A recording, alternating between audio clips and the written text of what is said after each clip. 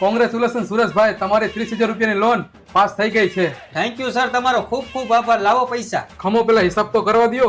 10% insurance કપા હે એટલે કે 3,000 રૂપિયા. ઇન્સ્યોરન્સ ને પૈસા કપાય? કપાય તો ખરી ને ભાઈ, કાલ સવારે તમને કઈક થઈ જાય તો. હા વાંધો નહીં, કાપી લ્યો. બીજા પૈસા લાવો. ઇન્સ્યોરન્સ નું 5% જીએસટી એટલે કે એના 1,500 રૂપિયા અલગથી કપા હે. એમાં જીએસટી કપાય? હા, હા વાંધો નહીં, વૈધા એટલા તો લાવો. 10% પ્રોસેસિંગ ફી એટલે કે 3,000 રૂપિયા એના પ્રોસેસિંગ ફી દેવી પડે? દેવી તો પડે ને ભાઈ. વાંધો નહીં, વૈધા એટલા તો લાવો. ખમો જે હિસાબ બાકી છે પ્રોસેસિંગ ફી ને 5% જીએસટી દેવું પડે એટલે એના 1,500 કાપવો પડશે. એનું 5% જીએસટી દેવાનું? દેવું જ પડે ને, એમ નો હાલે. હા વાંધો નહીં, હવે તો વૈધા હોય એટલા લાવો. 5,000 રૂપિયા ફાઇલ ચાર્જ ને કપા હે. શેનો ફાઇલ ચાર્જ? આ આપણે લોન કરી એનો ફાઇલ ચાર્જ. હા વાંધો નહીં, કાપી લ્યો. હવે તો પૈસા વૈધા હોય એટલા લાવો. 3 EMI એડવાન્સમાં કાપવો પડશે, એના થાય 9,000 રૂપિયા. પણ એડવાન્સમાં કાંઈ EMI કાપવા પડશે? કાપવા જ પડે ને, તમારું મોઢું જોઈને લાગતું નથી કે તમે હપ્તા ભરશો એમ.